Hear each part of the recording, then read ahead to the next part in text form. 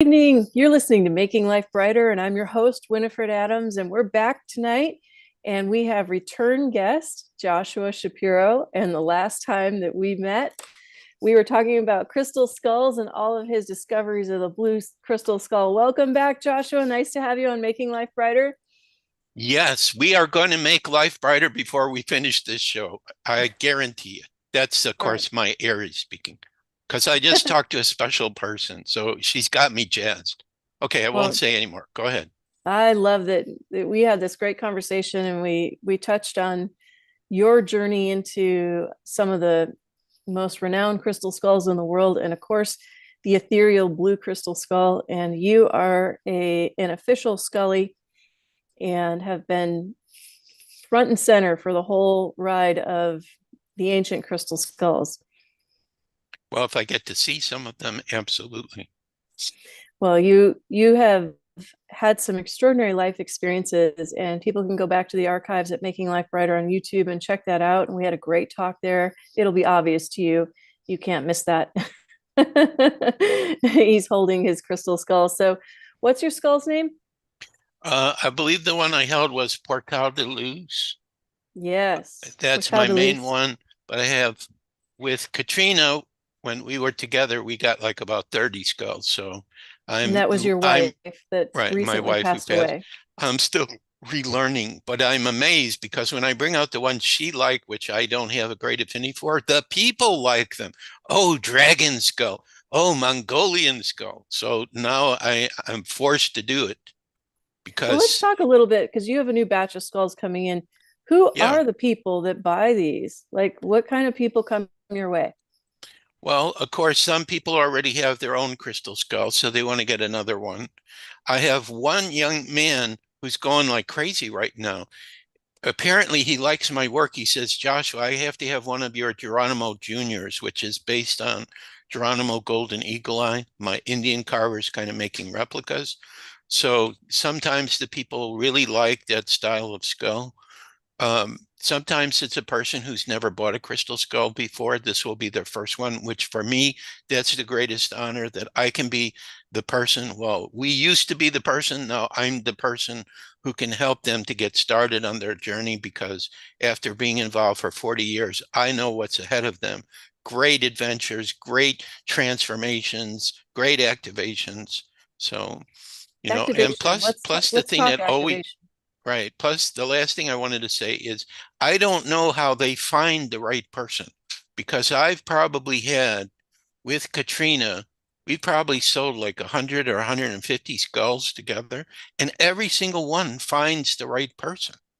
It's so So, true. It's hard to believe, especially if you're not a Scully. But right, uh, we talked about that last time a little bit, and it is true. They seem to seek people out, and they seem to be kind of a friend along the way, and then right, they become literally right. And part of the people, room, and people talk to him as they go yeah, by. absolutely. And people also trust me too because more people are accepting my little extra that I offer to boost the skull instead of, oh, I want it, fine, I pack it, I send it. So now I get to put it with some of my skulls for a week, and then I do what I call a boost by Katrina, or I just put it in my right hand and I say, baby, come in and do your thing. And she just like comes right in and is able to send all these energies. And then I listen when the person receives the skull to see if somebody's not happy with it or doesn't feel it. I never hear a complaint. So Well, I you think we're also doing did a that. good job. I think we're doing a good job. As I long as think I figured out how to pack them and send them so they're safe and secure. So I have that mastered now. good, good. Well, you are also doing that very technique with your books, and not the ebooks, but the actual written books. And we talked about that last time. So Right. let's recap some of your books that people can get and charged by your Portal de Luz Sure. and other skulls, so that they can, let's say that they buy a skull and they also buy your book, they can have those chargings as well. Right. So I only have a couple of books. Two can be an ebook or a printed book. Like somebody just bought the Blue Skull book that we talked about last time as an ebook, which is fine. You're going to get all the same information, of course. So we have Search for the Blue Skull in Peru, which is what we talked about. We have Journeys of the Crystal Skull Explorer. Travel log number 1 is Mexico 2009. That's when Katrina and well, I went to Mexico twice, but the second time I went to a conference with Katrina. So a lot of interesting things came up for me while I was in Mexico, because Mexico seems to be one of the countries in the world where a lot of crystal skulls are being found in the ground, connected to Mesoamerican people, or maybe they were brought from Atlantis and deposited there. I don't know, but that book only is a ebook. There is a novel I did with my friend in England, which I can't recall the title because I haven't looked at it. It's something like Journey, some kind of journey into a mystery and back again. It's where I get to actually put Katrina and I into the story. And the whole point of, and it's a trilogy, but only one book has been written so far. So I'm kind of waiting for my center to get going so I can work with some other young people and say, okay, I have these ideas, but I need you to help me write it. And then I'll go through and make sure it follows what I think. So the first book, you meet Joseph and Kathleen Schwartz, who are crystal skull explorers, of course. And Joseph is called to go to Peru because he's going to walk through a dimensional door. And the whole point of the whole series is he goes into like where we go when we pass away or where dimensional beings are. And they figure out on the other side a way to totally record everything. And then he comes back and he starts sharing the recording of what happens there and the truth of everything. And this flips everyone, so world peace happens. So obviously when he comes back is book 2, and book 3 is how the world flips. So one person, when I told him this story, said, Josh, I think that you're telling your own story, that this is something that maybe is going to happen to you in the future. So we'll see how that goes. So that's printed in an ebook. And then I have in an ebook about the crystal skull of me, which was the first very old skull I met in 1983 in San Jose, California. I was able to work with one of the guardians. He gave me all the information that they had collected, and I put it together in a book with my experiences. So I have that one too. But that was only an ebook as well. And of course, the free Crystal Skull ebook we have as well. So So all our ebooks and 2 are printed books. And I'm going to share one other one, even though it's not Crystal Skull. I made an agreement with this publisher in Pennsylvania because I found this book when I lived with Katrina in Washington State. We found it in the library. It was about Atlantis. And the key to this book is, and again, I can't recall the title, but if somebody sends me an email and writes to me, they can either go to my website and see it, or I can, send them the link to the page about it. But it has actual documents that were translated in Atlantean, talking about what it was like to live in Atlantis.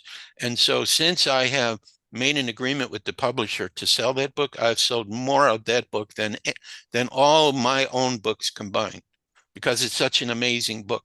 They actually found some secret records in a stone structure that was sticking out of the water in the Bimini area. They went in, and that's where these documents were. And somebody was in a secret society and able, excuse me, to translate. So these kind of scenarios are going to be everyday scenarios in our future. I'm absolutely convinced of it. I believe you. And tell me, what is the name of that book again? Well, that's the problem. I can't remember it, and it's in my car, so I can't go So get it. would it be on your website or It'll be something on like my that, people? website. If somebody goes to shop and looks at books, they'll see the Atlantean book. It'll be very obvious that it's in a book about And Atlantis. where can people purchase your books? They just have to go on my website and they can purchase it online through PayPal, or they can just contact me if they don't have PayPal, and we work out a different arrangement. So And my what's your email website address, address? crystalskullexplorers@gmail.com. Crystal Chris, Skull Explorers at gmail.com. Now, before we go further, let's go back a little bit. You said so many things already. I Um, did. I don't know what I'm yes, doing here. I'm sorry. No, no, I'm not you sorry. I'm supposed to say these things. it's fascinating actually. I love the Atlantean search. Right. And I think many people are going to be looking for that now because as time comes back around, so to speak, as we move into this new now space, we're going to be into the space of kind of converging timelines. And some of that memory is going to come back for people that had been there or I've been one of are, those. yeah, I I remember. know. I remember too. And the whole of this is really fascinating. So let's recap quickly the story about the orb, the Atlantean Atlantean orb. orb or Yes, Atlantean crystal ball. yes. Okay, so how the ball came out is there was Dr. Brown, Jacques Cousteau was doing an expedition, I guess, in in the Atlantic Ocean by those islands that everybody thinks is part of Atlantis. And so there was a storm, and the storm revealed the bottom of the ocean. So Dr. Brown, who was part of that expedition, went underneath. He saw an Atlantean temple that was revealed. He found a way to go inside. He got into a room where there was a tall table and chairs, implying the Atlanteans probably were taller than us. And he saw a metal rod from the ceiling with a ruby, and it was directly over these two hands that were like this, and the crystal ball was sitting on the hands. So a voice spoke to him and said, take the ball and leave and never come back again. So that's what he did. He took the ball and left. And then after a while, he started to share it publicly, but people had a strange experience around it because it had a strange energy connected to it. So anyway, after Dr. Brown passed, I'm not sure the sequence of who it went to from one to the other. I would assume it went to his son or a family member, but somehow there was this military type guy that got the ball. When I just had met Katrina, I think it was about 14, 15 years ago, um, I was invited to go and she decided to go with, and she did most of the driving. She liked to drive. I'm giving you credit for that. Don't bother me. Okay, so I'm going to do that while we're talking. Sometimes I do comments with her. So so when we got to the center, uh, we were too late to have a private session with the ball. And the owner immediately came up and knew who I was and said, look, I don't want any of your crystal skulls around. I don't want that energy to interfere with the ball. So, of course, I followed what he said, except I'm never going to do what anyone else tells me because I'm Aries. I put one in my pocket while I was, around the ball. So then he allowed us to do a meditation in a circle, and he was like walking around us. But then after he did the meditation, all of a sudden he comes up to me, and this kind of thing never happens to me. Like somebody gets a gift or something. I never get this, but for some reason he decided to pick me. I think the ball worked through him. It has to be this. Okay. The ball needed to make a connection with me. So he says, hold out your hands like this. And he puts the ball in my right hand. And so I'm doing a meditation. And I found out from Katrina, there were all these people around me. And so the key experience I had was I'm used to experiencing the vibrational frequency of the skulls, which have these living consciousness. But this ball felt like it was pre-programmed. Like maybe somebody in Atlantis programmed it, like, a computer, and it was able to read the vibrational frequency of the person that's around it, and it just automatically became activated. So it seemed like a programmed consciousness, but it gave me a vision of myself standing next to a woman who was kind of tall and a young girl.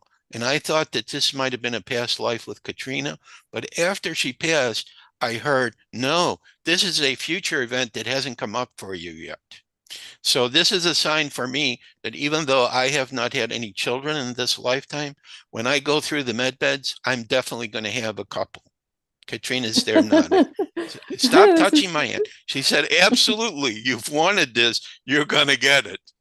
can Okay. you believe it, people? I mean, this is where we are heading. It's a whole different dimensional frequency, and basically we're going to be dialing back in energetics and having the ability to kind of do redos, if you want to say it that way, in another higher, more subtle frequency and one that's sweeter.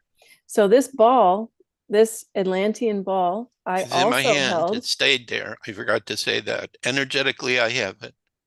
Even though the ball exploded in Mount Shasta when he brought it to see some person with a lot of crystals and skulls. About I what think year do you think that was?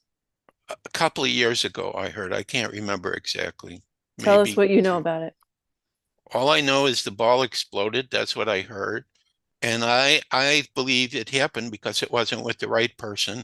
And a crystal skull, an old crystal skull would do the same thing. If it's with the wrong person who's misusing it, it will self-destruct. So I Yeah. think that was part of the program. It's self-destruct. But see, the thing is, I have the ball in my hand, and who knows what other people also held that ball and they also have it. So it's not gone. And there are more of them too, is what the ball told me. I'm not the only one. There are other balls out there. Okay. Well, It's just I this was held the one that came up. the very same ball you did. And as I mentioned before, with the 11-11-11 event in Los Angeles at the airport there, well, near the airport, all of these major crystal skulls were there and then some. It was something to behold. It was an event of the day. And I had a step back time into another lifetime and had a lot of connection around that, which I'll talk about another time. But yes, I was able to hold the very same ball you did. And that's how we came to this conclusion of this ball. And I knew exactly what you're talking about. And we talked about it before, but the resonance of this was it was different. It was different than the skull resonance. It sort of had a knowingness, if you can say it that way. But you're right. It kind of felt a bit mechanical by nature, you know? Right. It's like a computer. You type in a certain code and it reveals to you certain information if you have the code. Well, the code with the ball is your vibrational frequency. It immediately connects with that, and then it's going to give a response. Okay. So that's how I felt it. Where the skull feels like it has an intelligence and you can have a conversation. Like Portal de Luz, we don't always agree. All right. Sometimes he just told me there's this woman I met after 24 years. She saw Portal de Luz in 2000, and we just reconnected in Tampa. And so, of course, Portal said, take me out. I need to see her again. So then while I'm talking to her on the computer using a mobile app, he says to me, and he was not behind me or anything. I just heard him. He said, Dad, I need to stay a couple of days with her. So I don't care whether you agree or not, I'm doing it. So this is like a living being. And she was so excited about it. But I can do that because she's my trusted sister. Just like I feel with you. She's a trusted sister. She would never, I mean, she's going out there right now in Tampa and saying, do you know about crystal skulls? And telling people because she knows that eventually I'm going to be moving to that area. So she's Yeah, already trying to help me set up. this is part of your next step of your journey. And so if we go back into the kind of people that come to get a skull, for example, what walks of life come your way? Well, I see all of them are on their own spiritual path. Okay, otherwise it doesn't make any sense to get a crystal skull. At least when they talk with me.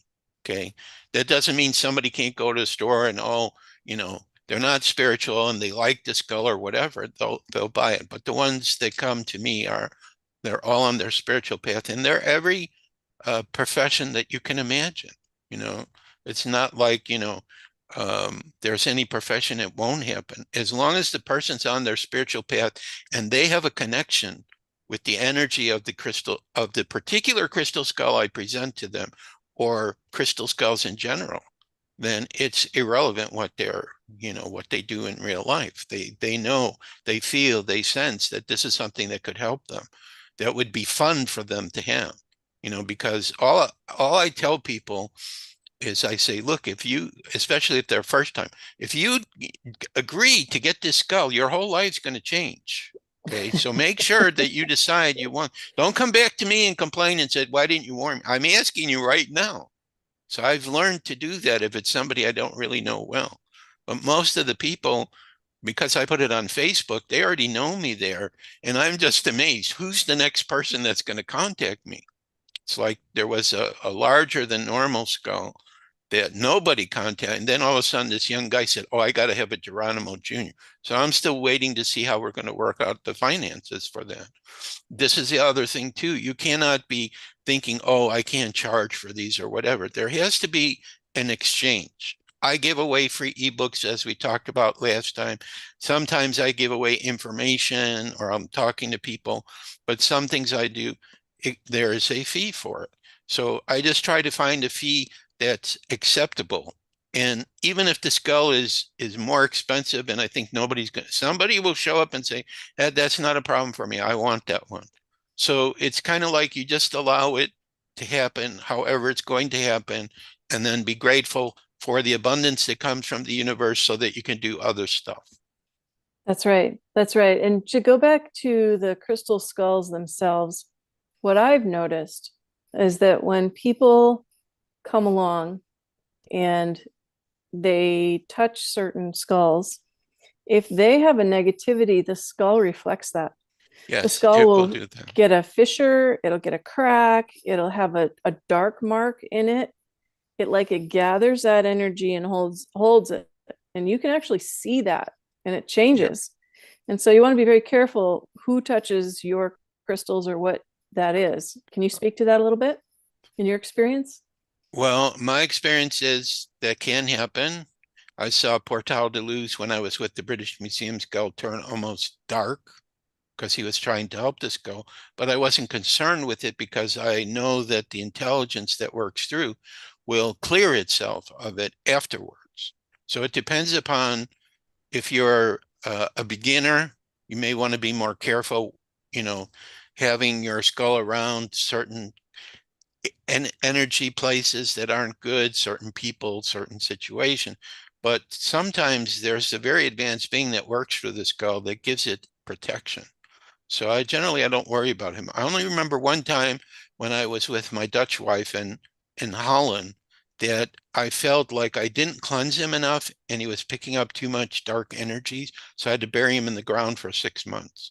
And fortunately, I remember where I buried him. Wasn't a big yarn, but still, I remember where I buried him. So, and he appreciated it because he came from Mother Earth, obviously the material. So, Oh, that's great. Okay, so the people that think we're absolutely crazy and off our rocker haven't had the experience yet. And when you have the experience now, okay, just to put it out there, when I got TED, and I talked about that a little bit last time, um, I wasn't I wasn't looking for Ted. I wasn't looking for a skull, and I certainly wasn't looking for one that big. But as soon as I brought him into my office and just set him there, I just like he was there having presence. Everybody, doesn't matter what walk of life, came in from Fortune 500 CEOs to celebrities to anybody that's somebody. They didn't care. Young, old, didn't matter. They were feeling that, and they all turned to look like, oh, wow. Oh, everybody. So even if they didn't have a bent toward that, mhm, they were drawn to that. And right. that's the thing. So when people come along and they're new to this and they think, oh my gosh, that's so macabre or so strange, it's not. It's like, think of them as like a big heart. They're just like a living, beautiful crystalline being. And they have, Right. like you said, like with the blue skull that you look for, they have the presence, right? So Oh, yeah. of It talks all to the me all the time. of all the presences you felt besides the amethyst skull, what are the ones that really imprinted on you with that radiance? Mitchell Hedges' skull was, of the physical skulls I've met, is the most powerful. And the blue skull obviously is the non-physical one. Um, I'm trying to think if there was another one. So it's Mitchell Hedges, beyond the ones I work with, of course, because they're integrated into my frequency, so it's easy to work with them. Um, I think those really, the amethyst, the British skull, the Mitchell Hedges skull, the blue skull. I thought there was another one, but not that really touched me deeply. I think there's still some other ones out there I'm going to meet. Like, I'm very curious. I get messages from spirit. Now, everyone listening to this show, we're going full force talking about what we know, not worrying about that. We're going to prove to you what we think. These are our experiences, and it's okay if you think we're crazy and nut. But I'm going to tell you right now, and Katrina is confirming this for me, before the end of this year, you will probably be talking like this too. Okay, back to it. So, so I think for the center that there may be some special crystal skulls that I want to create that'll probably be showing up too, that may not be that well known. I'm trying to think if there was one more. I thought there was another one that I really liked that I had affinity for, but it's not coming up right now. So I would say let's stay with those for right now. I think you're going to run into some more. I mean, it just Oh feels to yeah, me absolutely. you've got some really special ones coming that haven't maybe even been found yet. Yeah, they And can be too. yeah, there's Well, there something there was one more I coming. remember. I don't know why, because this is kind of like a crazy experience. So this man in Mexico, I remembered his name from my interview yesterday. Jaime Musan, thank you. Jaime Musan is a UFO researcher, but he also had his own crystal skull, a rose quartz skull. So when I was coming to Mexico to meet this carver, not carver, sculpture, but he had Mayan artifacts and a lot of skulls, and he wanted me to come to see them. So I met Jaime Musan and this sculptor. So he interviewed me, and then he filmed me working with his rose quartz skull. And I didn't feel this, but on the video, as I'm holding, there's blood that's coming from one of my hands dripping down. So I don't know what that was. I didn't have any pain or anything. But when I went back to the video, and anybody that watched his interview of me, they can see it. They know the moment to look for it. That started happening. So I don't know if that was like a sign how that skull they were working with it or something, or maybe I was trying to help cleanse it because they were just making a building and it rolled out of the ground and nobody knew what it was, but he did. So he made an arrangement to get that one. He had more than just that one, but that was the main one I worked with. So again, I'm just sharing that because you just don't know what's going to happen to you when you start working with the skulls. So you should probably be a fire sign who likes adventures. Okay. Because if you don't like new adventures, if you don't like facing new realities, then stay away from the skulls because they're going to look at you and go, okay, what can we activate now? Okay, we know they're resisting, but let's do something, make them think. They're going to do that to you if it's a really activated skull. You know what I'd like to have? And I know it's probably an impossibility, but I'd really love to have a Moldavite skull. No, it's not. I'm working with the carvers in India to get you one, so it's A possible, Moldavite skull would be so cool. I love right? Moldavite. And you know, it does that. It brings about a rapid fire change Yeah, with people. It's amazing. So, you right. know, that the skulls themselves, they have like each one is kind of different. So they have a different property. It's not just the crystal they're made of, but they have a different property and a personality. Can you talk to that a little bit? Okay, then I want to move on to Tartaria after this, okay? All right, let's do it. So we have some variety because we talked a lot about skulls before. We got to give them something new. Aries here. Don't want to do the same thing over and over. Okay, so what was the question again? I went off on my crazy thing and The I lost it. Aries, I'm gonna control this whole thing. I tell you. Yeah, you No, better. seriously. The skulls having personality. Oh, So personnel. the fact that they kind of all are different and they do different things. Like if you were to be a fly on the wall at say an event and watch people come up to a table and check them out and kind of feel them and see what works for them and which one they choose, you would begin to see that each one is slightly different and has a different bent. So what can you say to that in terms of your experience of them? Well, my basic experience is that if there isn't a living consciousness working through, then the crystal will pick up the vibrational frequencies around it. Okay. And may just hold them. Okay. But I think what happens is, and this was part of their master plan to help humanity to evolve into a higher state, is that, wow, we have these crystal skulls and we could kind of work through them so that we can help a lot of people to activate their spiritual gifts and awaken to their spiritual knowledge. So if we fake being like a person with a name and everything, which is what they're comfortable to do on the earth, then we can have conversation and we can help guide them and do all kinds of stuff. Plus, we can also send in frequencies of energy and vibrational frequencies of information. So that's what I think on the higher level that they've done. Now, I will not say that every crystal skull I meet has this living consciousness because a lot of them are empty. They have not met their guardian. They were made by a carver who has no interest in the spiritual aspect of the skulls. He just, it's just making it. And that's okay because it can stay empty. But then maybe when that maybe when the spirit sees that the person is going to go to the skull, then they could kind of like sneak in, start animating it a little bit, and start, because they pick us, we don't pick them, and start calling out to the person, hey, you, like what happened with Tachula with Katrina. Tatulia starts calling out to her, and she's going like, what is going on here? And she didn't, this was early on in her crystal skull experiences.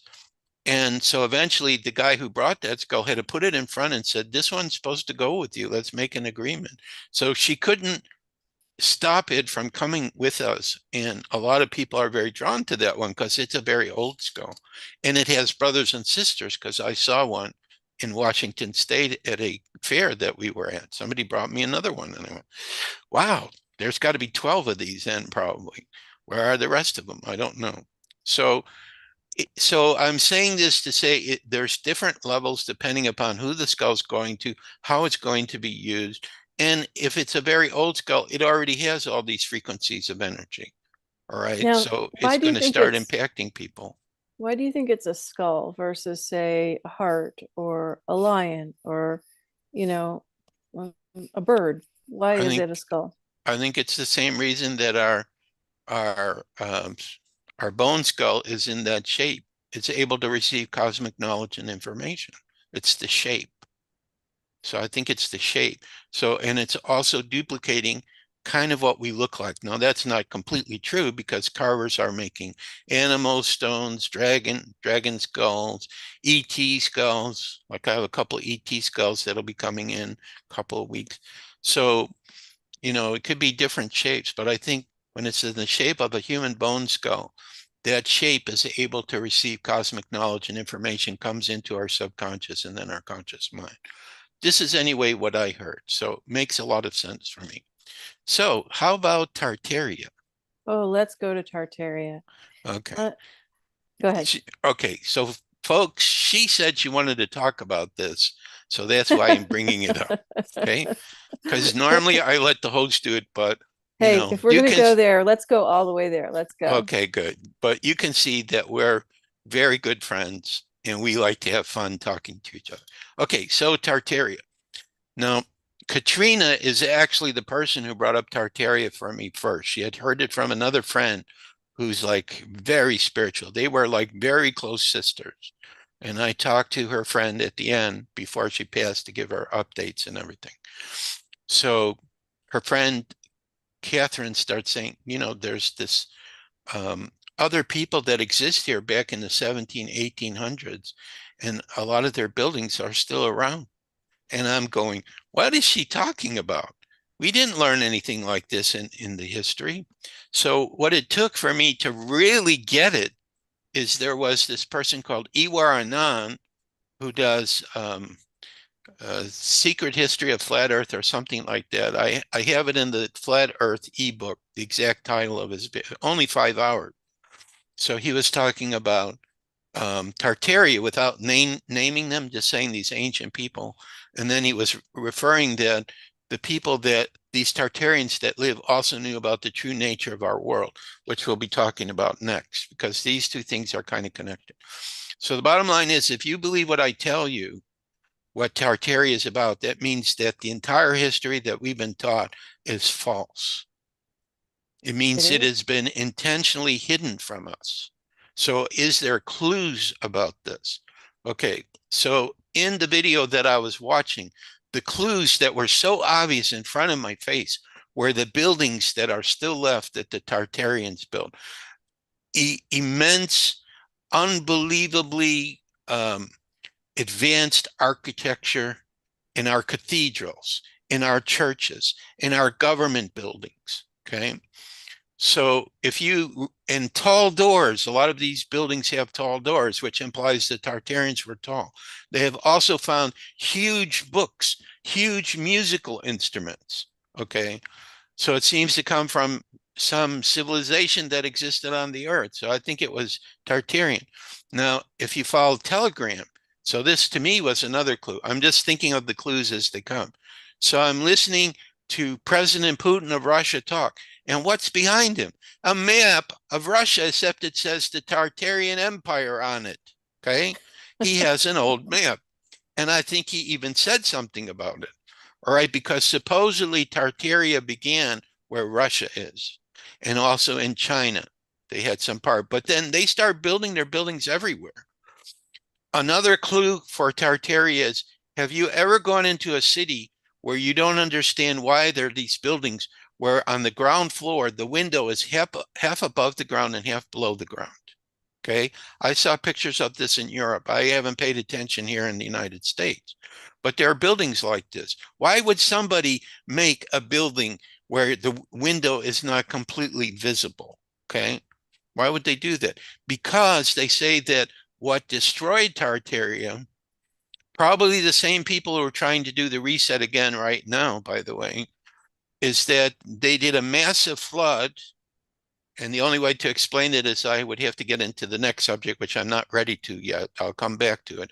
They did some kind of massive flood and they got rid of all the people, but they left the buildings. And what happened is they called it a mud flood because in the 1800s, they had to start, you know, digging out these buildings that had mud on the bottom, and there were more floors. There were more floors. So now here in Florida, where I live, there's one city I've been able to check out so far. I haven't been able to look at the big cities. Like when I went to Tampa, I didn't get to really go downtown. I didn't want to go to downtown. Their traffic is horrendous. And Orlando is the same, although I have passed through downtown, and I think there's one building I see that kind of looks like it could be Tartarian. I know in Atlanta, when we lived there downtown, there were a few buildings that had these towers on them that I think were it. But St. Augustine, which is the oldest city in the United States, there are towers in the downtown area, and I saw a picture from the early 1900s to today. Some of them have been removed, and there's this fort. They call them star forts. It looks like a star fort that's outside the city. Now, all of these structures, according to Iwaran, which makes sense, were used because the Tartarians were very advanced spiritually and technologically, and they knew how to go into the ether of the air and pull down all this free energy, and they just had all these buildings sending out free energy everywhere.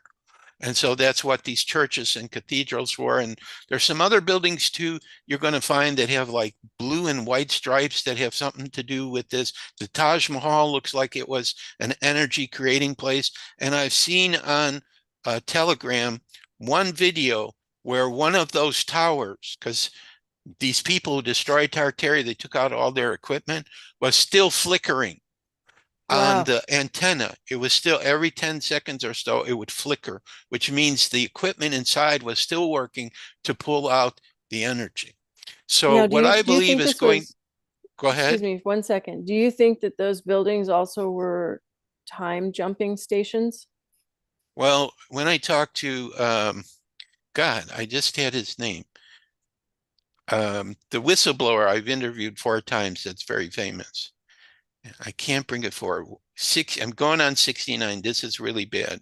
Who did I talk to 4 times? Anyway, he's a whistleblower, and I got him to talk to about Tartaria, and he thought that Tartaria may have come from another timeline.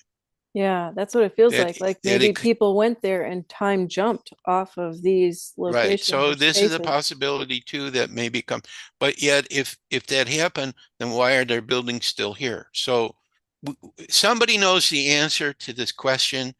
And because of the buildings that are left, because of all the children that were adopted during the 1800s, they had these parks where they had incubators with babies. There was something going on with like repopulating cities, wealthy people buying children. So that means something must have happened before where the earth became depopulated.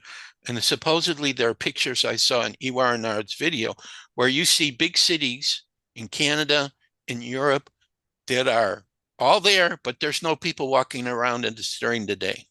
How's that possible? Okay, so we have clues. Or the best one I really like, because I'm from Chicago, the Chicago World's Fair, 1893. They have lots of pictures of what it looked like. Those buildings are unbelievable. They're unbelievable. I think they also had a statue of a lady too and a big Ferris wheel, over 100 buildings. And then Grover Cleveland came there and flicked one switch and they all had electricity in 1893. Oh, Tesla did that. I don't think Tesla was that advanced yet. It still was coming more into the 20th century. They had walkways too that were driven by electricity. But what do after 6 months? They destroy all the buildings. They say, oh, it only took us 2 years. We had a certain way we made it. There's no way they could have made these buildings in 2 years with the technology that they had at that time. And then why did they get rid of all the buildings except for three of them, which I've personally been in since I lived in Chicago? The Field Museum, the Museum of Science and Industry, and the Museum of Art. Okay, those three, and I think Soldiers Field, which is the football field. I never could understand why does the football field look like that? I think it was Tartarian, and they left that too. So And then there was one these, in France or in England as well, right? And there's a yeah, they structure had there, World's and they. Fair, and it was the same. They destroyed the buildings afterwards. Hmm. Okay, And so, go ahead. so okay, so there's that clue. There are all the fires of the big cities that happened in the 1800s. Why was that going on? Because they were destroying their building. Why did San Francisco have the big earthquake in 1906? Because they were destroying their buildings. Why did we have the Civil War and Atlanta was totally destroyed? Because they were destroying their buildings. First World War, probably the same thing. They were destroying their buildings. They were doing it behind the scenes with an excuse And the because excuse was, what's the purpose of all that? they don't want you to know the history that there was an advanced race that lived in peace and harmony and was very spiritual, and we had access to everything and they got rid of it. Would you be Who got happy rid with of it? that? Nobody Who would got, be happy. but is it really, were they really the advanced race, or were, Yes, they like, were. who would do that in? If they were advanced, how The could they same be done people in? that are trying to do us in right now. Hmm. And so, Same families, probably, same extraterrestrials who are looking for control and power. so how do people choose then, from your point of view, to not align by accident with the wrong energy field? You're talking about for right now? Mm-hmm. Just say no. You should take the vaccine. Forget it. I'm not interested. You can't force me. I won't do it.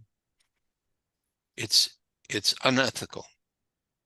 There are laws actually in the United States that said you cannot force a person to take a medicine. Why did they ask permission? Like with Katrina, they asked permission for what they gave her for her cancer. She said no to the vaccine every time. She said, no, I will not take that. Forget it. Don't ask me again. About how many times did they ask for that? I'll have to ask her because I wasn't there. At least 10. Because it's when she went in for them to check on her, how's she doing? It was when she went in for her so-called medicine she had to take to cure it, which wasn't really medicine, it was poison. Okay. So every time she would go in, they would ask her at least 10. And she said no. If she would have said yes, she would have been gone a lot sooner.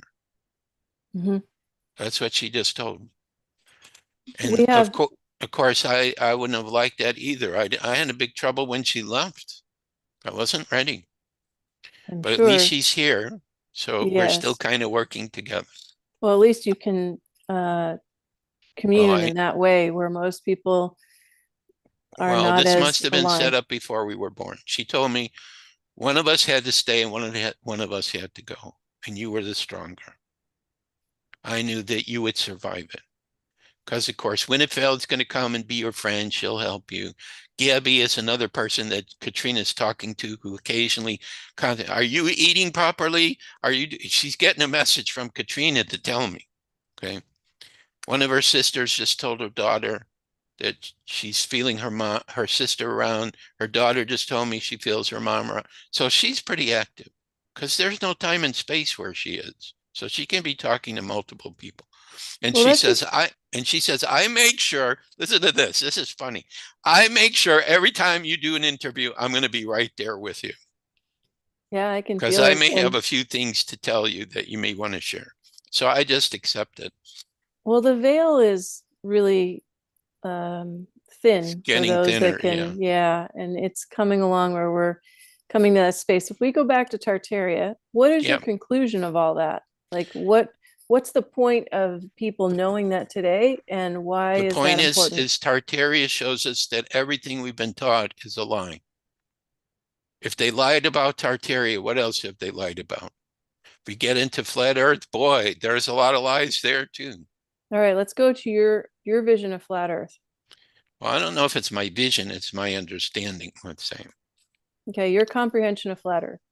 Okay, so first we'll describe what it is, and then we'll try to explain it why I believe it. Okay, now this is going to be a tough one for a lot of Tartaria was tough for me too for a while, but you know, the buildings are there, so you have evidence and proof, okay? With flat Earth, it's kind of like you have to, there is proof there, but you have to be willing to change your mindset. There's a term where you're programmed for a certain reality. And again, I forgot what it's called. It's two words, and you can't break yourself from that. So I'm going to recommend that anybody that hears me on Flat Earth, please get my free book. Don't be discouraged because it's only 500 pages. How could I write a 500-page ebook about something that's supposed to be total fantasy?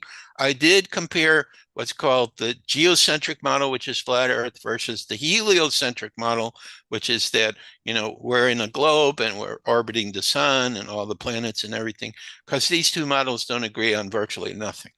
Okay. So, but I compared the two. And then I also talked about some problems with the heliocentric model also. Okay. So the way flat Earth is described is that we are living on a flat surface, but it could be a circular disk.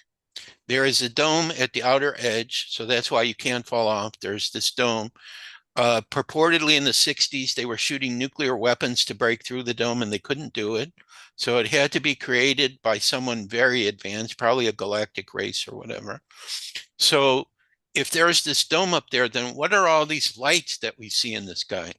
Well, according to Flat Earth, the sun and the moon are under the dome and only about 50 miles high, but they're only 32 miles across. So they're not that big, but they're very bright. They're self-illuminated lights. Now, I just watched on Telegram because I was a little bit sick today, so I stayed in bed and nothing to do. I saw a guy bring up this Masonic person who made a video for the Ukraine or something like that, one of the Slavic countries, because had to be translated in English. And he's talking about this model I talked about, but he's saying underneath the flat surface, okay, because gravity doesn't work the way we think in this model. There are other people that are living on the underneath flat surface that are held by the same force that we're held on the top surface, but on the underneath surface is a black sun. The black sun, apparently there's an opening like where the North Pole is. So if you go all the way straight down from the top surface to the bottom surface, there's an opening. And the rays of the black sun, now this is going to blow people's mind, but you gave me permission, so I'm going to say everything. The black sun, and I talk about this in the ebook too. I mentioned this guy because I was like totally enthralled by what he was saying. The black sun comes through that opening, bounces off the dome, and reflects, and part becomes our sun and part becomes our moon. It's a reflected light. There was a person in Australia on ABC TV, and this was, I think, in the 60s, who was asked, will we ever land on the moon? He said, it's impossible. The moon is made out of, it's not ether, plasma. The moon is plasma. You can't land on it. It's not solid. Okay. He said, I've done the research. It's not possible. And hence If, all the phony and fake right. So if we the look at things the we've moon seen with landing NASA. done, who videotaped them leaving the moon? Yeah. There was nobody left there to do that. Okay, but we're in the 60s. What do we know? Oh, they're on the moon. Look, they're leaving. That's great.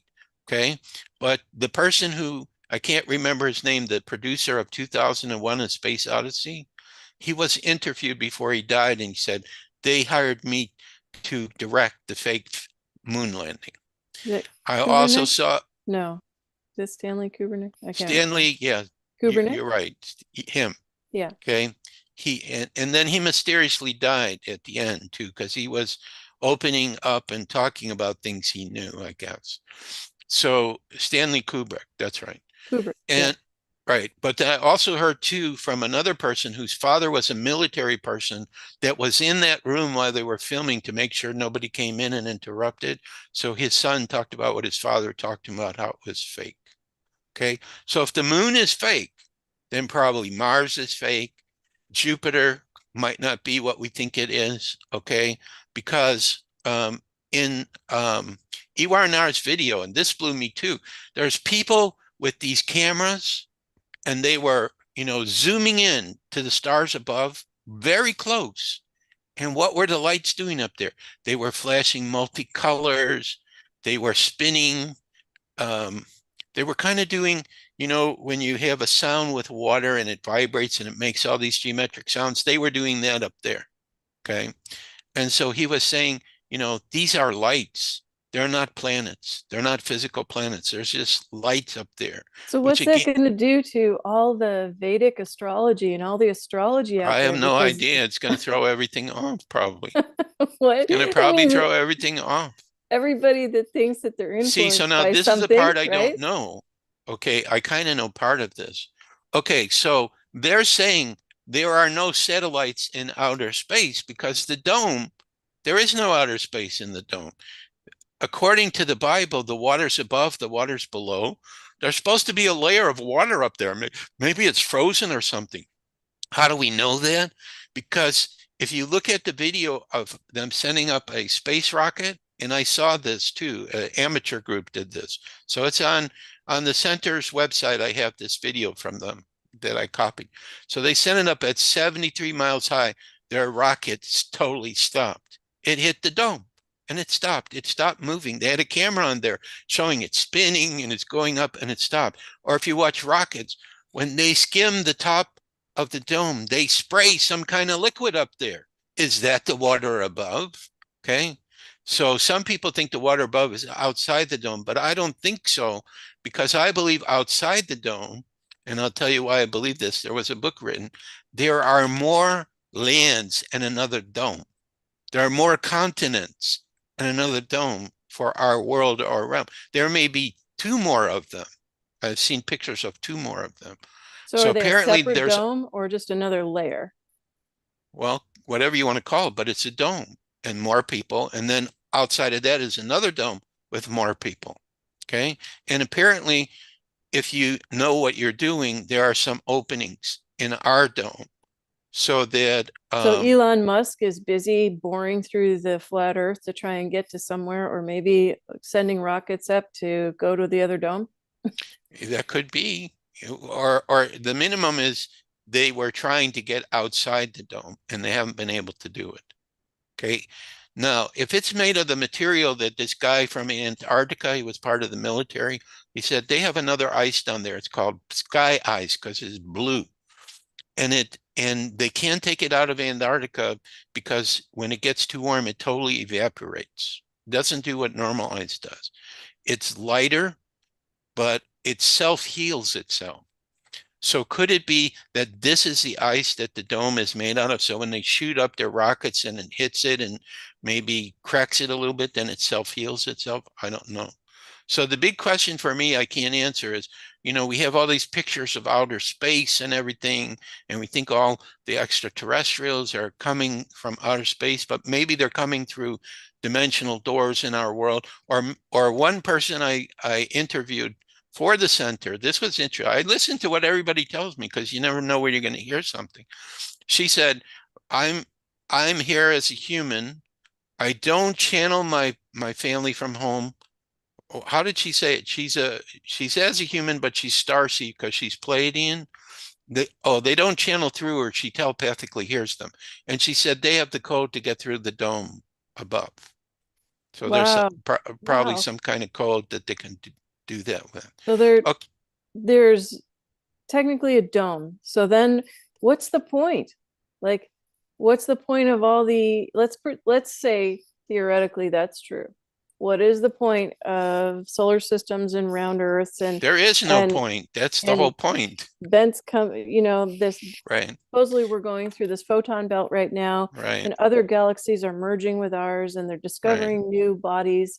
So what is it? There is no point for it. In their mind, Somehow, by having a universe like that, they can control us better. Maybe they think that less likelihood of intelligent races contacting us. What are they talking about? We have so many intelligent races that are contacting us, that have bases underground, that are incarnating as humans, okay, that the governments have worked with, which they, again, another thing they don't want to talk about. So the reason I say that is because I met this man, Colonel Wendell. Okay, he claims that he was aggressed as a baby, but he came from the inner earth, the people that live inside the earth. And he was adopted by a military man, and eventually he became a colonel in Area 51. And they knew about the inner earth people in this base. So when the inner earth people wanted to talk to them, they refused to talk to anyone but this person who was one of them. His father from the inner earth channels through him all the time. And I heard one of those things, and he said a very interesting comment. He said, our ships are cloaked above you. We are so ready to come down and help you, but we have to wait for Source to give us permission so disclosure can begin. Well, some would say that that's all fabricated by the military Of industrial course, of complex. course. That's why I said in the beginning to the people listening, we're not going to try to prove. Each person has to decide what information are we sharing has value for you. Then if it's new, you have to do your own research into it, or you get one of my free ebooks. I already did the research for you. Okay. Tartaria, Flat Earth, links to other videos. You know, this is the key. The whole point of Tartarian Flat Earth is, why are you blindly accepting what everyone tells you? 100-year-old lady talked to a Flat Earth researcher. So she was like in the 1930s or whatever. They were teaching flat Earth when she went to school. All of a sudden in the 40s and 50s, they changed it and NASA came so NASA could support that we live on a globe. Okay. So, you know, there's clues about all these things. Okay, so how do I know about flat Earth? There was a guy in the 1830s in England. He did the most simple experiment. Okay, I'm good with math, so I like this experiment. It was on one of the first I saw, and I go, I see nothing wrong with what he did. It all makes perfect sense. Okay, so if the world is a globe, by the way, it's non-rotating too. We're not moving. Okay, in a book I saw on a experimental aircraft from NASA, official document that somebody found and put on the internet, they said flat, non-rotating Earth several times. So the pilot knows how to fly the plane. Okay, because if it's rotating, there's going to be some kind of force that's going to put you offside somehow. You got to do not a manipulation, but adjustment. None of the pilots will talk about any adjustments they're doing, only for the weather. You know, I had a friend that asked a pilot coming out of his plane, are you doing any adjustment? Is your plane tipping down because you have to follow the curvature of the Earth? Are you making any adjustments because the Earth is rotating? We don't do any of that. Oh, I got to tell you this one. So if the Earth is rotating at 1,000 miles an hour and your plane's only going at 600, how could you possibly keep up with that? Gravity's not going to hold you 1,000 miles an hour. That's what they say. Oh, gravity's holding you. Well, if gravity's holding you, then everything would be going at the same Yeah, speed, and it's not. and you're not getting thrown off. Right, Yeah, exactly. Okay, amazing. so what was I coming back to? Um, Well, I let's talk about lost the it. people on the inner earth for a Oh, minute. the test. The test. Let me Okay. talk about the test. Yes, in the 1830s. 80-30 sinning. So what this guy did is he found a channel that was totally straight for 6 miles. Okay, so what I was starting is, here's the formula for the curvature of the Earth, how you figure it out. So the Earth is about 25,000 miles, I think, around. I think I have that correct. Yeah, whatever it is, at the equator, because it's supposed to be round. So the formula is, from your starting point when you're looking at the horizon, for every mile squared that you go away from your position times 8 inches is going to be the curvature of the Earth. And I saw on Google, I looked at, and scientists were saying that's the formula. Okay, so 6 miles away, let's put it into the formula. So we have 6 squared times 8 inches. 36 times 8 is 288. divided by 12 is 24 feet.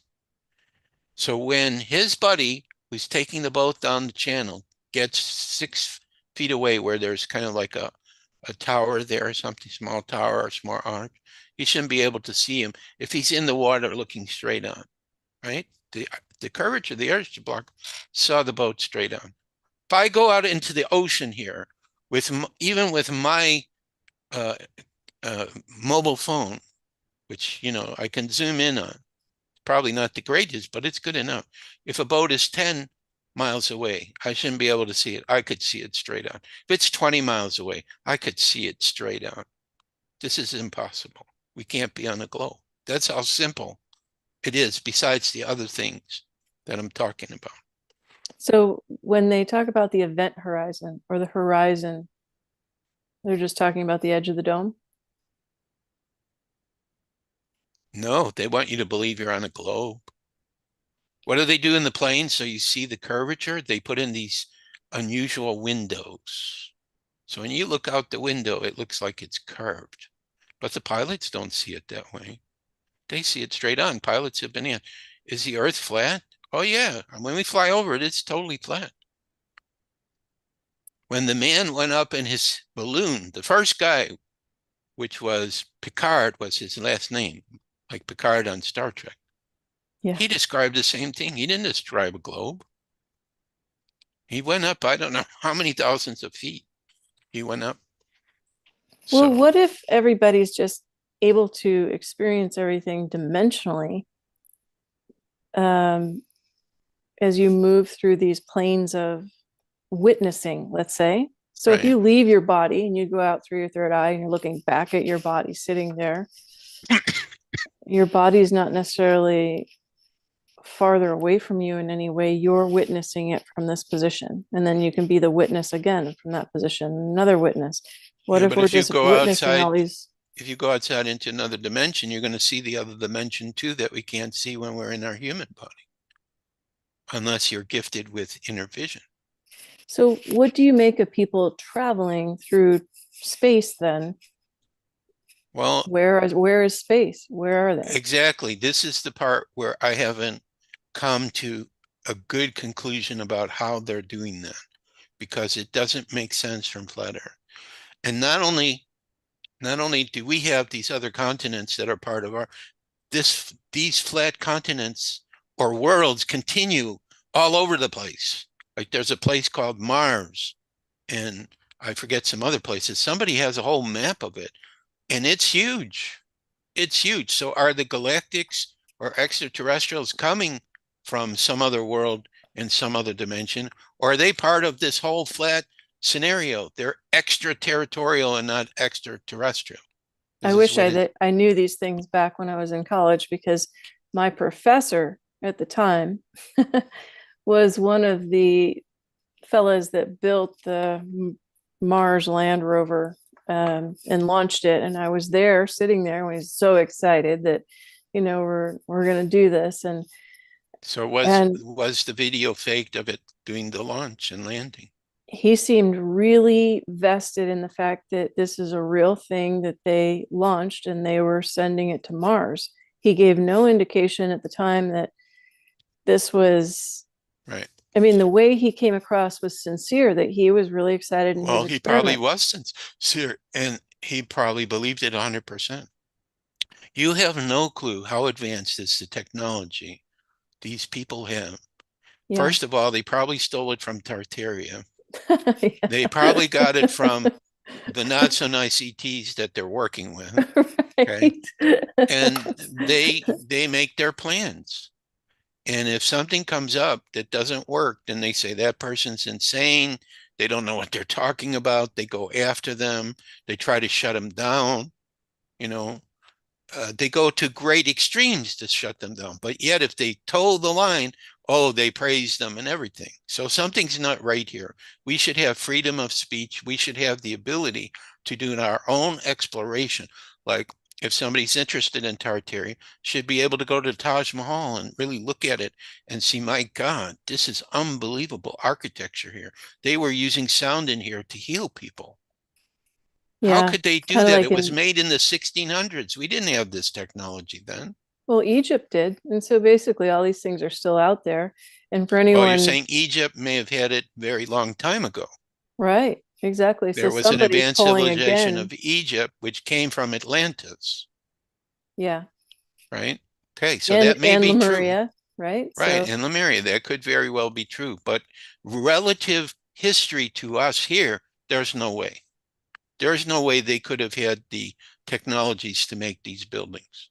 well, we're Okay, coming out of the dark ages and somebody carried the light through. And if it is light and not another manipulative tool, but actually, like you said, a place for healing via sound, and that's very right, Egyptian, but even Egyptian is the wrong way to say that because what was before Egypt? I mean, this stuff has been going on forever and a day for those that are right. adept.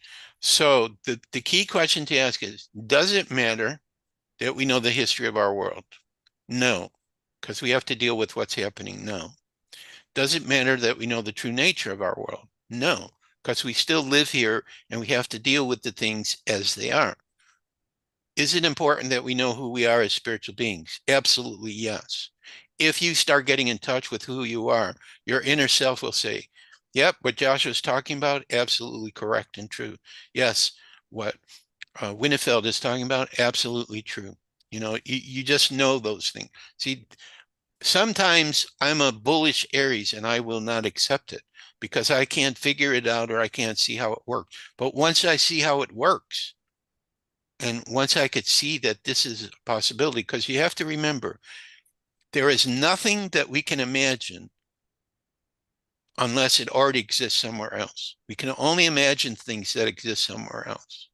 So Yeah. even if there is another reality where they do have planets in space and everything, this may not be that reality.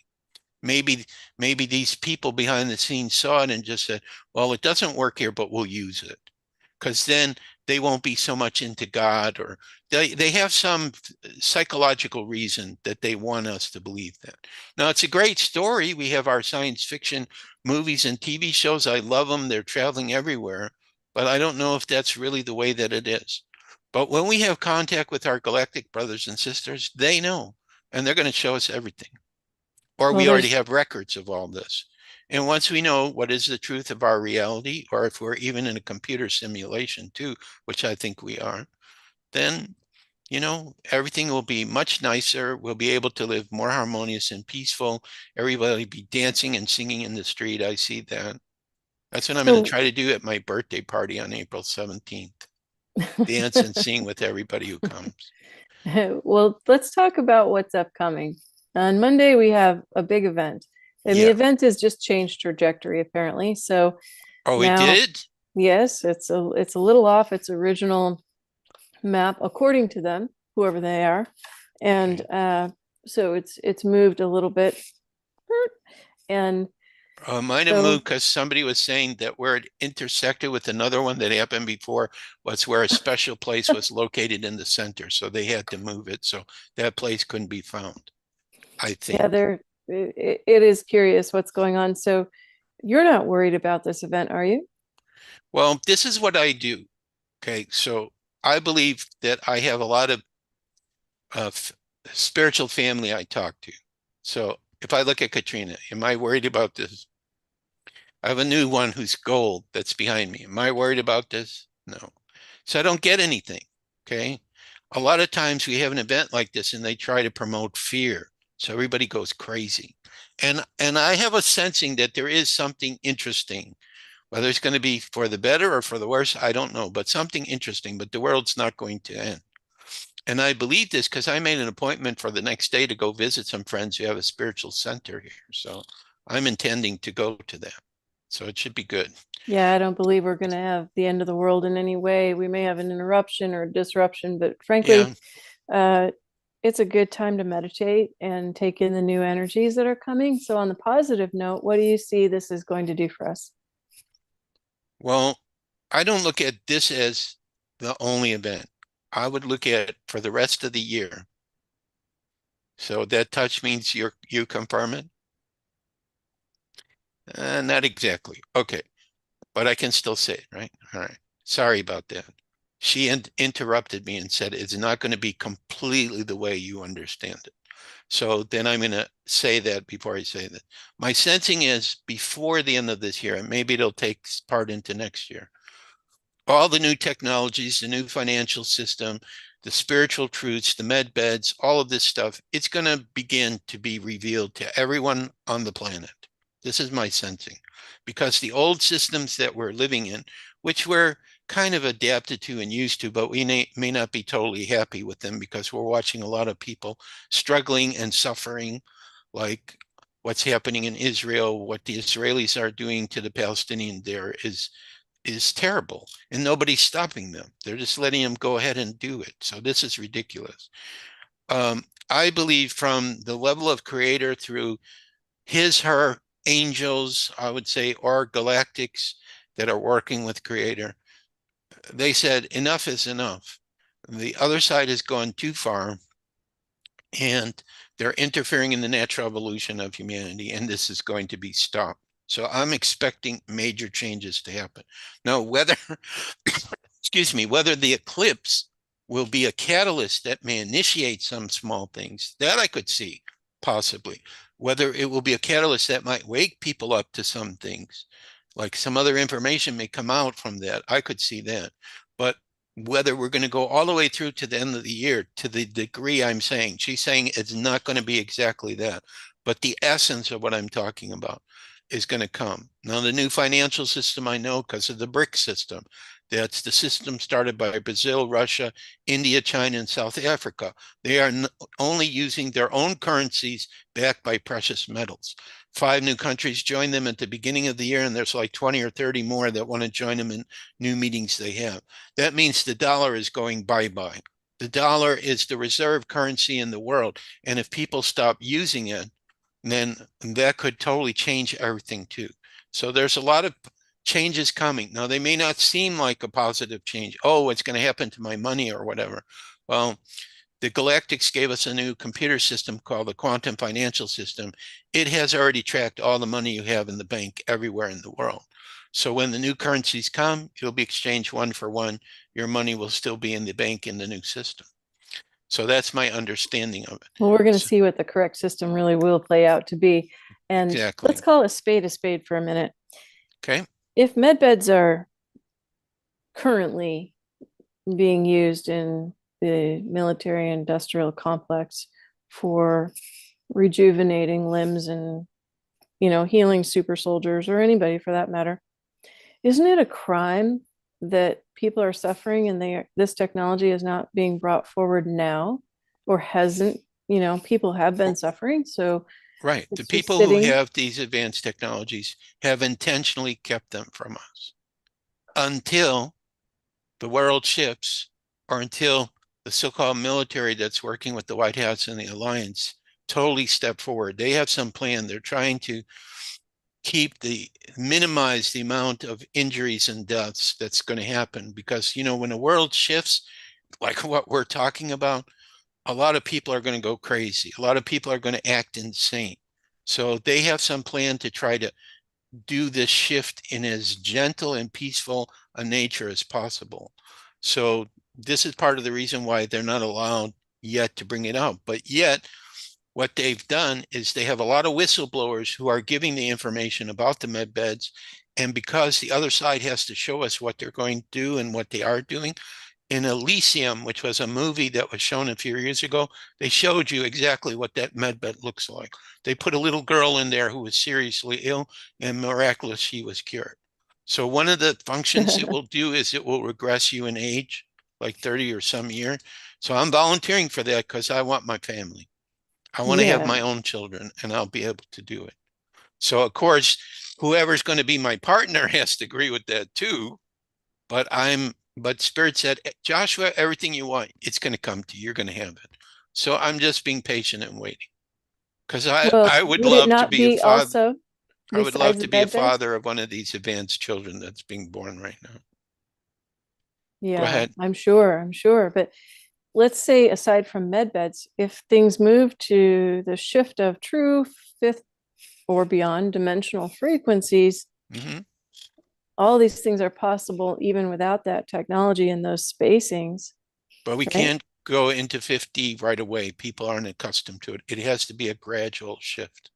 It's the same with the financial system. We don't need the printed monies. Digital No, money would work just fine, but people aren't ready for it.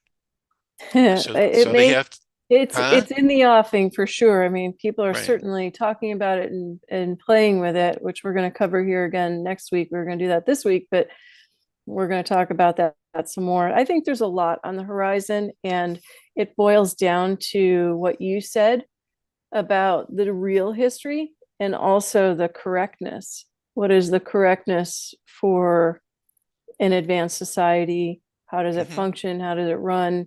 Right.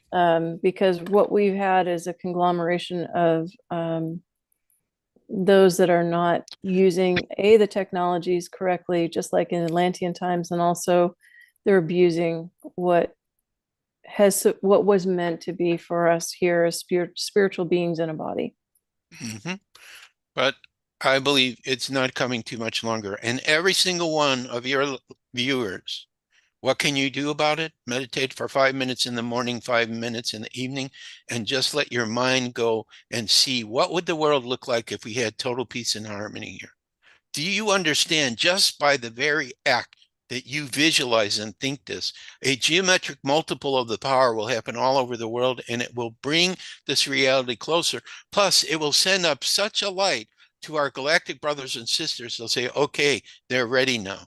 There's enough people there that are awake. We can start to show ourselves and start to help build this beautiful world.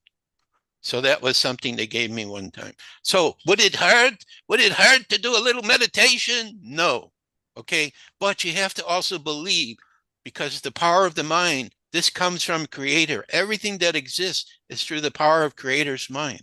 Without that creative thought, nothing would exist. Without the love of creator, nothing would exist. We have those qualities inside of us. So why I do we know need now alien technology then? Because if we are that and able to be channels directly of that, why would we need to wait on alien technology to come because through?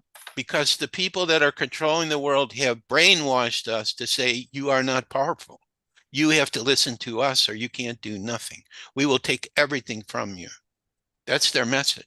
There's a graduation process. It cannot just be thrown at us automatically. If it wasn't for a graduation process, don't you think all the things we're talking about would have been here already 10, 15, 20 years ago? In And a I don't think parallel our Earth, in a parallel Earth, it is already there. This is not the right Earth for that quite yet. We're moving there. yeah, it feels like our DNA needs to evolve a bit more to hold that and anchor that in because people are still making choices that are outside of harmony. So But it's when because we, they don't know better. yeah, well, they In aren't doing better. school, they were taught these things. They believe these are the systems. That's why they come to your show. Something's not right here. I don't know what it is. I gotta come to Winifred's show and see what they're talking about. Ah, that's what it was I was feeling. Now I get it. All right. Well, Joshua Shapiro, where can people get your books again? Okay, so I'm going to give my website and I'm going to give my email. But the email is the best place to find me because you may forget the website or whatever. And the email is very simple. So it's Crystal Skull Explorers, Crystal Skull Explorers at gmail.com. Then you say, I want the ebooks. I send you an email with 9 free ebooks with links. You can get them. I want the website, which is cse.crystalskullexplorers.com. Or you email me, I send you.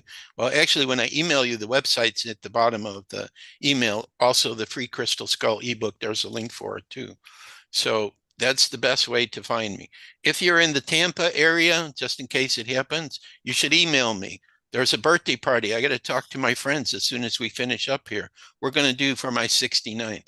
We're going to rock and roll and have a party and celebrate. So after I talk to them, we'll figure out what we're doing. Soul family is going to come together on that day. This has been a dream and vision of mine forever. So I expect from now on, every birthday, I will have Soul Family celebrating with me. So I will probably be picking songs that are dance songs to play. At least for me, they are. I have to dance. So we I have have a I that. have a song for you you can dance to. I made Which it. one? Which one is that? You wrote it? Yeah, it's called Okay. Break Well, then, Break These Chains. okay, you'll And have to send it to me afterwards. I will send it to you. Right. Thank you for And then last thing is, if you're in Florida, I'm starting to do public presentations. Winter Haven, I'm going to be at 2 times in April, and at a store near Tampa, northeast of it. I don't know how to pronounce the name of it. I was just there. So again, you can email me. I'm sure I'm going to have more of these events coming up. and you Thank can you, get your Winifred, skulls. for everything. Oh, you're welcome. You can get your skulls and your books from Joshua. And when we have him back again to talk some more, because this is really fun, we'll have a special announcement for you as well. We have something that we're working on that's up our sleeve. So stay Oh, tuned. wait till you hear about that. You're going to go crazy. It's going to be unbelievable. I'm not allowed to say anything else. Okay, I'm quiet. All right. Thank you so much for being back here on Making Life Brighter and making others' lives brighter. And as I always say, go jolly, everybody. And this is what we're about. We are making lives brighter. Thank you, Joshua. Thank you, Winifred. You're a fabulous host. All right, everybody. We'll see you next time. And stay tuned. We'll have more for you. And I might even go live during the eclipse since it's going right overhead. But they do say that it's going to be kind of cloudy. So chances are it'll be cloudy, but I'll let you know.